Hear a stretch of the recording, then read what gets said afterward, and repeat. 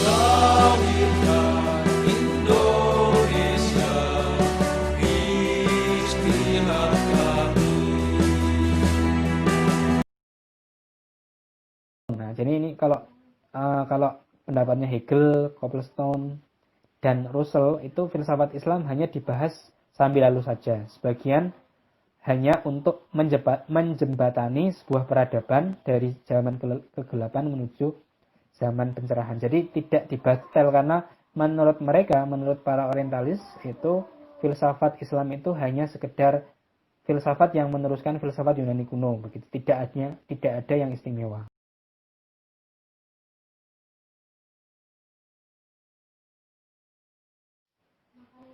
Oke, baik. Yang kedua adalah perspektif terhadap filsafat Islam, yaitu bahwa filsafat Islam adalah reaksi terhadap doktrin agama lain. Nah, jadi dalam pandangan ini dikatakan bahwa para pemikir Muslim itu dituduh hanya mencomot dan terpengaruh oleh tradisi yang ada pada Yahudi dan Kristen atau agama-agama yang lain. Pendapat ini misalkan disebutkan oleh seorang rohib Maimonides begitu, bahwa dalam pendapatnya, ketahuilah olehmu bahwa semua yang dilontarkan oleh orang Islam dari golongan Mu'tazilah maupun Asy'ariyah mengenai masalah-masalah ini berasas pada sejumlah proposisi yang diambil dari buku-buku orang Yunani dan Persia atau Syria yang ditulis untuk menyanggah para filsuf dan mematahkan argumen-argumen mereka. Kenapa hal ini ada pendapat tentang perspektif ini? Seperti ini misalkan, bahwa ternyata budaya-budaya atau tradisi-tradisi atau ritual-ritual dalam Islam itu hanya berupa kelanjutan dari agama-agama dulu. Nah, misalkan kita tahu misalkan adanya Ka'bah, adanya haji. Adanya haji itu dipandang oleh pendapat ini hanya meneruskan tradisi pagan Arab begitu, menyembah berhala dan sebagainya. Nah, misalkan sholat itu di Yahudi juga ada dan sebagainya.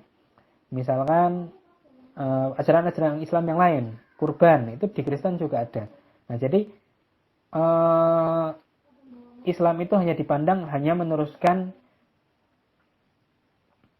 ajaran-ajaran atau tradisi-tradisi yang ada dalam Yahudi dan Kristen. Nah, itu pendapat-pendapat yang ada tentang bahwa filsafat Islam adalah reaksi terhadap doktrin agama lain. Begitu. Jadi hanya berupa reaksi saja terhadap doktrin agama lain. Jadi kelanjutan tentang yang ada atau terpengaruh oleh tradisi agama-agama itu para revisionis atau orang-orang yang mencoba mengcounter dua pendapat sebelumnya. Jadi filsafat Islam itu menurut para filsuf ini adalah lahir dari kegiatan intelektual selama berabad-abad semenjak kurun pertama Islam, bukanlah perbincangan tentang kemahakuasaan dan keadilan Tuhan, tentang hakikat kebebasan dan tanggung jawab manusia merupakan cikal bakal tumbuhnya filsafat. Munculnya kelompok Khawarij, Syiah, Mu'tazilah, dan lain-lain yang melontarkan berbagai argumen rasional di samping merujuk kepada ayat-ayat Al-Quran, jelas sekali mendorong berkembangnya pemikiran filsafat dalam Islam. Maksudnya adalah, menurut pendapat yang ketiga, bahwa filsafat Islam ini itu adalah filsafat yang original, filsafat yang asli, diramu dan dengan rumus yang khusus, dengan sistematika yang khusus. Bahwa dalam Islam itu ada tradisi intelektualitas, ada tradisi proses berpikir. Buktinya apa? Buktinya misalkan adanya kelompok-kelompok dalam Islam, ada Khawarij, Syiah, Mu'tazilah. Itu mereka itu tidak hanya sekedar berpecah, tapi berpecah atas dasar pemikiran. Adanya perpecahan itu membuktikan bahwa ternyata ada tradisi intelektualitas dalam Islam, ada tradisi berpendapat dengan argumen-argumen tertentu, sehingga menimbulkan banyak kelompok. Nah, begitu. Sehingga itu membuktikan bahwa filsafat Islam ini juga orisinil. Misalkan tadi dikatakan bahwa tradisi haji itu hanya meneruskan pagan Arab. Itu tidak benar menurut pendapat Islam. Para revisionis ini, filsafat Islam itu berbeda. Misalkan kalau kita melihat dalam tradisi pagan Arab, istilah Allah sebagai Tuhan, sebagai sesuatu yang sembah itu memang sudah ada. Tapi dalam konteks pagan Arab atau peradaban Arab kuno, jahiliyah itu dikatakan bahwa Allah itu memang Tuhan, tapi Tuhan yang nomor satu. Nah, jadi kalau Tuhan yang nomor satu berarti ada Tuhan-Tuhan yang lain yang menjadi kaki tangan dari Allah, begitu. Jadi sesuatu Tuhan lain yang digunakan untuk menjembatani manusia menuju Allah. Misalkan ada Lata, Uzza dan sebagainya. Itulah yang disembah oleh para pagan Arab itu, para jahiliyah atau Arab kuno, begitu. Sedangkan konsep Islam datang itu berbeda, yang dibawa Muhammad itu berbeda, bahwa tradisi Islam yang dimaksud adalah Allah itu sebagai satu-satunya Tuhan, satu-satunya yang patut disembah. Tidak ada kaki tangan Allah. Ya, tidak ada Allah-Allah kecil atau Tuhan-Tuhan kecil yang menjembatani manusia untuk menuju Allah. Kan seperti itu. Jadi berbeda konsep Allah yang dibawa oleh Islam dan dibawa oleh pagan Arab itu berbeda. Nah, itulah mengapa dalam perspektif yang ketiga ini filsafat Islam adalah sesuatu yang orisinil atau asli, begitu, diracik atau diramu berdasarkan proses intelektualitas yang panjang, begitu. Salah satu buktinya kenapa kok seperti itu ya jelas, misalkan kita berbicara tentang bagaimana Nabi Ibrahim itu menemukan definisi Tuhan. Tuhannya siapa? Itu kan dalam proses berpikir yang sangat panjang. Apakah matahari, apakah bulan, apakah bintang dan sebagainya. Sehingga ya, dari tradisi kebenaran untuk menemukan konsep la ilaha illallah itu juga merupakan proses berpikir yang sangat panjang. Ya.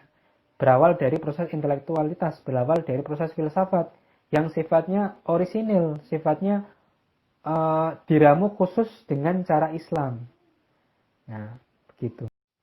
Nah, jadi kesimpulannya adalah filsafat Islam adalah nama generik. Nah, nama generik itu nama yang orisinil, nama yang asli, mana yang murni bagi keseluruhan pemikiran yang lahir dan berkembang dalam lingkup peradaban Islam, terlepas apakah mereka yang punya andil berbahasa Arab atau non-Arab, Muslim atau non-Muslim, hidup di Timur Tengah ataupun bukan, berbahasa Arab atau bukan, atau Inggris, Turki, Melayu, Indonesia, dan sebagainya sejak zaman dulu sampai zaman sekarang.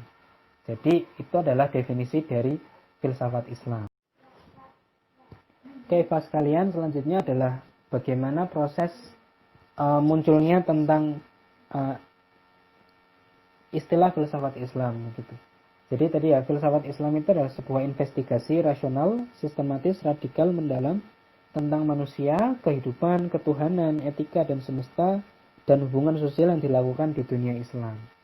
Jadi tidak semua tokoh filsafat Islam itu adalah Muslim. Nah, jadi ini uniknya, tidak semua orang yang mengkaji filsafat Islam itu adalah Muslim. Ada yang Kristen, contohnya adalah Yahya Ibnu Adi. Ada juga yang Yahudi, misalkan tadi Maimonides. Ada juga yang pemikiran-pemikiran Muslim itu malah yang menyerang Islam, misalkan Ibnu Al-Rawandi. Ada Muhammad Ibnu Zakaria Al-Razi. Nah, itu adalah filsuf-filsuf yang menyerang Islam. Nah, filsafat Islam itu dimulai sejak abad ke-2 Hijriah, sekitar abad ke-9 Masehi, dan berlangsung sampai sekitar abad ke-5. Itu mulai awalnya seperti itu. Era ini disebut dengan zaman keemasan Islam. Jadi zaman Khalifah, kemudian zaman Umayyah. Nah, era inilah yang berjasa besar menginspirasi lahirnya filsafat modern dengan Renaissance. Sehingga dalam ensiklopedia Britania disebutkan bahwa filsafat Islam itu adalah salah satu one of the largest technology transfer in world history. Nah, jadi filsafat Islam dalam abad ini itu sangat mempengaruhi dunia. Salah satu contohnya adalah pendapat filsuf yang terkenal, misalkan Al-Kindi. Mungkin nanti akan ke depan bisa kita bahas bareng begitu. Al-Kindi, kemudian ada Ibnu Sina, Ibnu Rus dan sebagainya. Nah, itu adalah era filsafat Islam awal-awal. Kemudian berikutnya adalah era baru filsafat Islam. Selanjutnya muncul di negara-negara timur, misalkan Persia, India, dan dengan lahirnya pemikiran-pemikiran, misalkan Illuminationism, kemudian Avesainisme dan sebagainya.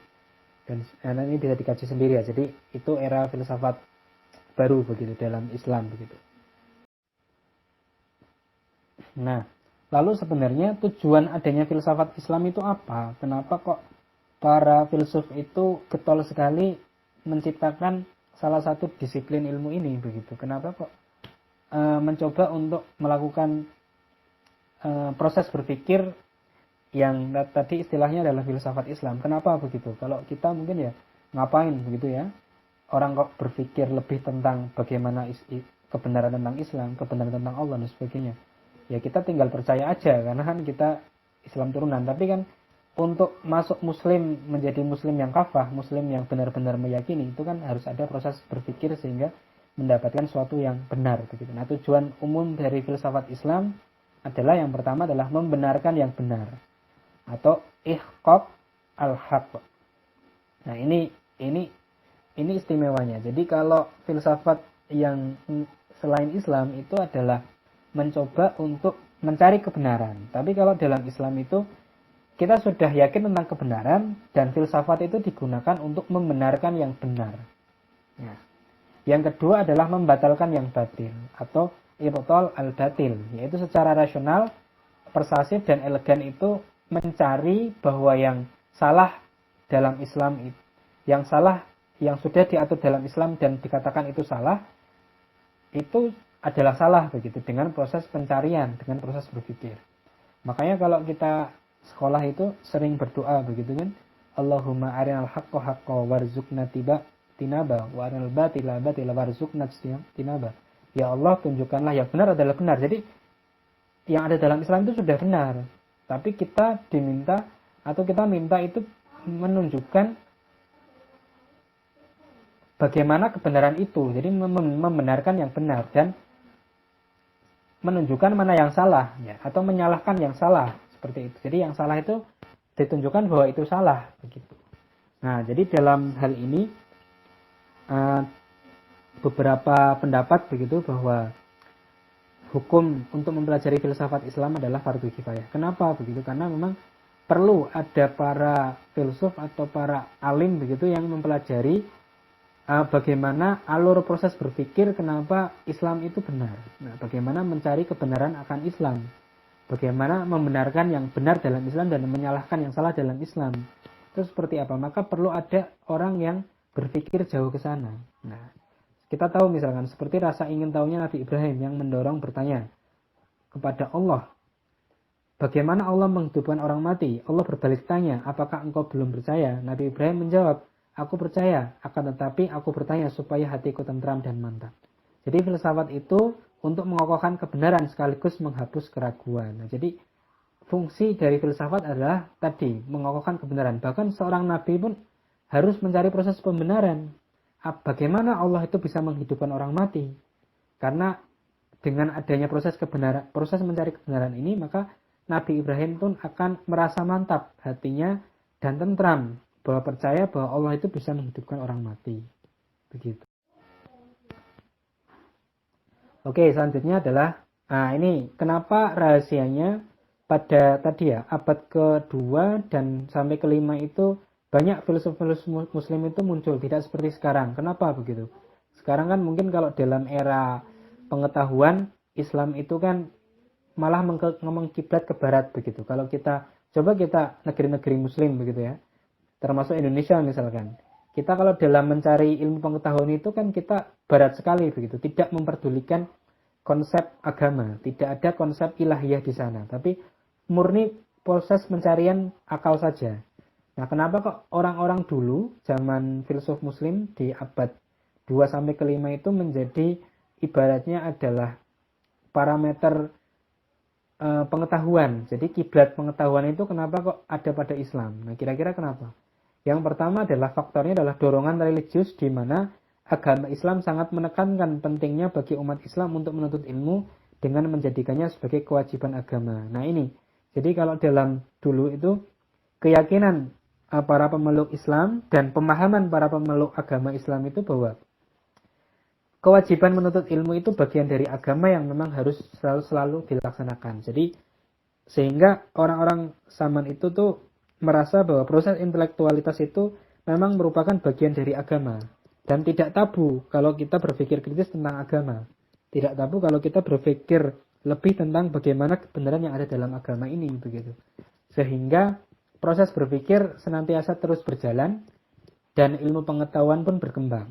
Nah, yang kedua adalah apresiasi masyarakat yang sangat tinggi terhadap ilmu. Ilmuwan dan buku. Nah, ini juga penting. Jadi orang dulu itu sangat mengapresiasi terhadap orang-orang yang berilmu, para ilmuwan dan buku begitu. Budaya baca yang luar biasa, minat dan daya baca yang luar biasa, kecintaan akan ilmu itu berbeda dengan sekarang. Yang ketiga adalah patronase atau dukungan yang sangat besar dan terus dari para penguasa. Jadi kalau kita berbicara pada zaman Umayyah atau Abbasiyah itu peran penguasa sangat penting dalam kemajuan perkembangan ilmu pengetahuan. Jadi mendukung sekali adanya budaya kritis, budaya untuk berdialektika, budaya untuk tidak tabu bertanya dan sebagainya. Jadi tidak dibatasi, orang mau kritis dan melakukan pengkritisan terhadap agama itu tidak ada masalah. Nah, misalkan berkembang paham Jabariyah, paham Mu'tazilah itu kan karena memang ada proses berpikir yang sangat panjang dan dialektika tentang Islam itu sendiri. Begitu. Nah, bahkan ada beberapa aktivitas-aktivitas para filsuf dan ilmuwan muslim saat itu. Yang pertama adalah memburu manuskrip. Jadi budaya-budayanya adalah memburu manuskrip. Kalau sekarang mungkin ya memburu jurnal begitu ya, memburu artikel-artikel ilmiah. Itu yang dibudayakan oleh para ilmuwan saat dulu. Kalau sekarang mahasiswa pun belum terbudaya untuk hal itu. Kemudian menerjemahkannya sehingga bisa dinikmati oleh masyarakat. Jadi tidak dikonsumsi sendiri. Berikutnya adalah membuat komentar atau syarah ya, atas karya-karya orang terdahulu. Jadi membuat penjelasan atau komentar terhadap karya-karya. Jadi mengkritisi karya-karya orang sebelumnya.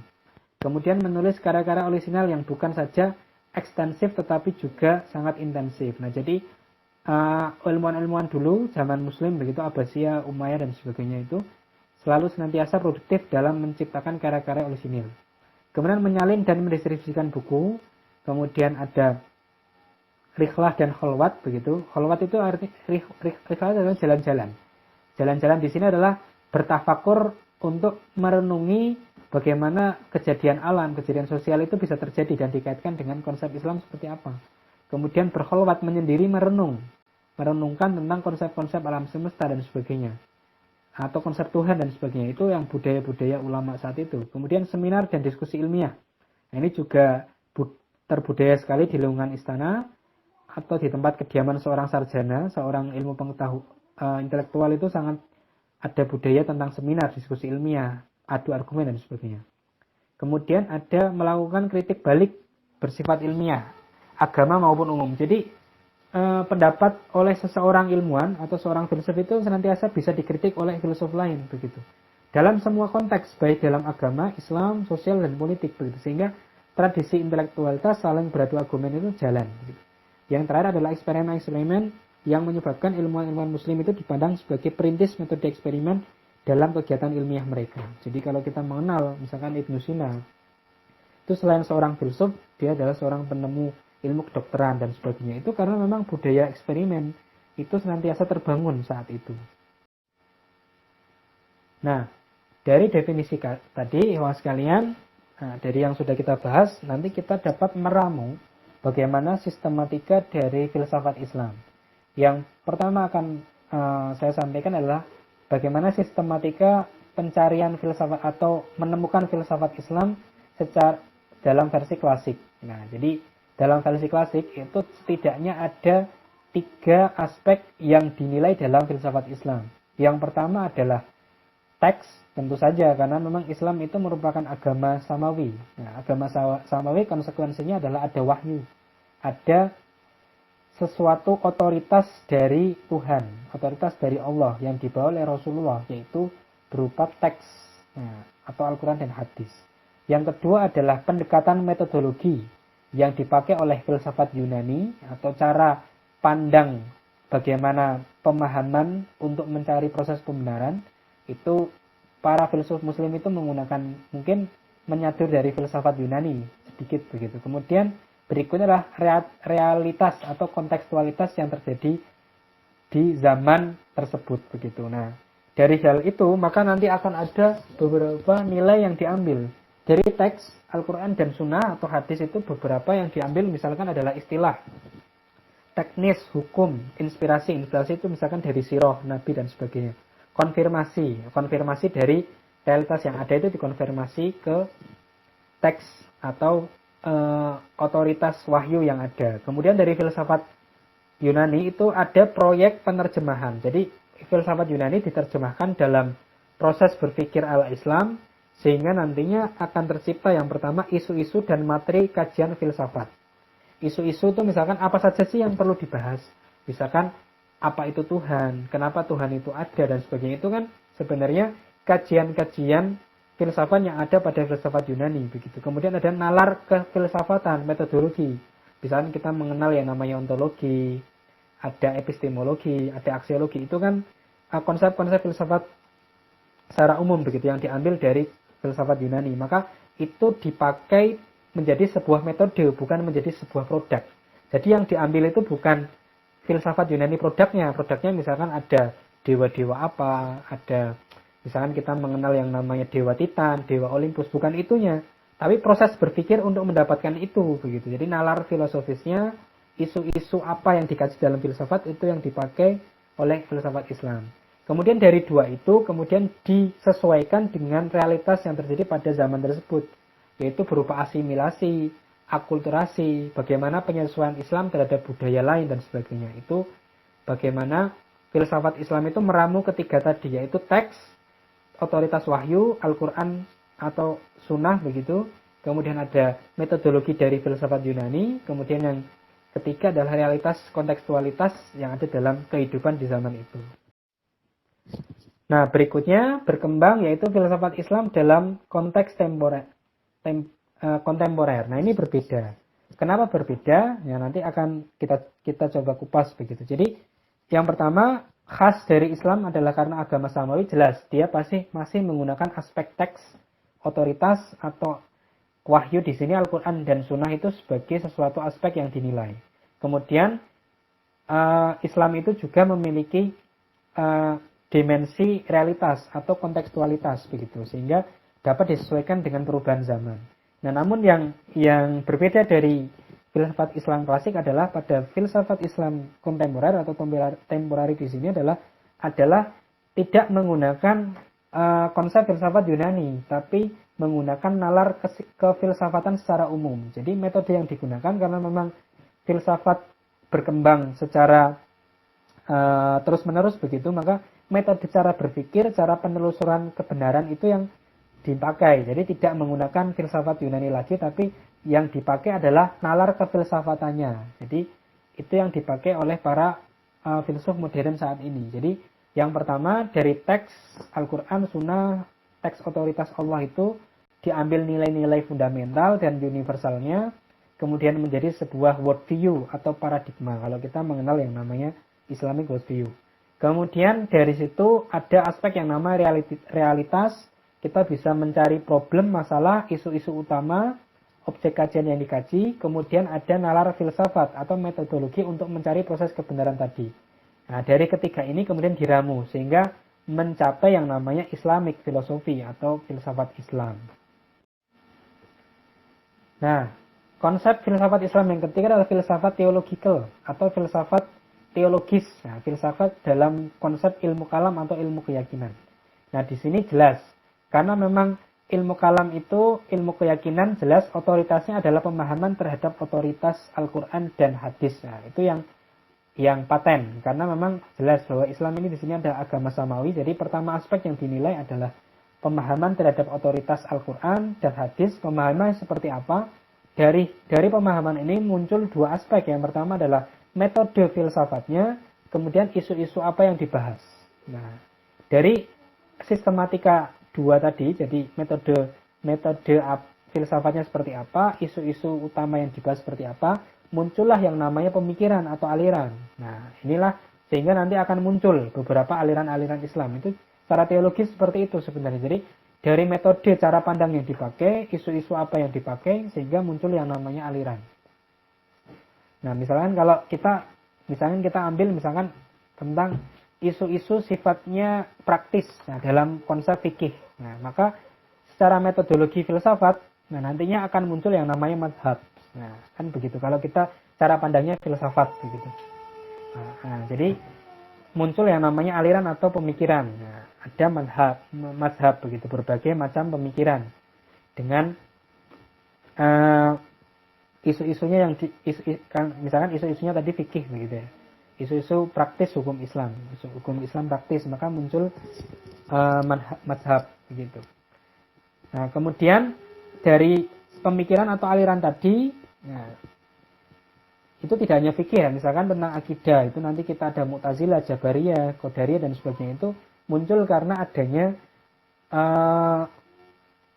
metode filsafat dikaitkan dengan isu-isu utama. Misalkan kalau Mu'tazilah itu isu-isu utama tentang takdir misalkan. Takdir itu sebenarnya manusia itu punya otoritas apa tidak untuk menentukan takdir, atau Tuhan yang punya otoritas, atau Tuhan itu hanya menciptakan manusia, selanjutnya manusia yang menentukan takdirnya sendiri misalkan. Itu sehingga nanti muncul pemikiran Mu'tazilah, ada Jabariyah, Qadariyah dan sebagainya. Itu secara filosofis begitu pandangannya. Kemudian dari situ muncullah ada tantangan realitas. Jadi dikaitkan dengan tantangan realitas. Seperti apa? Tantangan realitasnya seperti apa? Cocok nggak pemikiran itu? Nah, dari tantangan realitas ini muncul dua konsep. Yang pertama adalah teologi klasik dan teologi kontemporer. Teologi klasik adalah mengkonfirmasi tantangan realitas dan aliran itu kepada pemahaman teks yang awal, itu teologi klasik. Kemudian sistematika kalau teologi kontemporer itu adalah mendialektikakan antara tantangan realitas dan pemikiran terhadap pemahaman teks Al-Quran dan hadis tadi. Jadi berbedanya itu, kalau klasik itu mengkonfirmasi benar apa tidak, tapi kalau kontemporer itu berusaha mendialektikakan. Ada nggak jalan tengah antara realitas dengan teks otoritas yang ada? Begitu. Nah, secara sistematika begitu, bagaimana pemahaman tentang filsafat Islam dalam konteks keyakinan atau teologis begitu.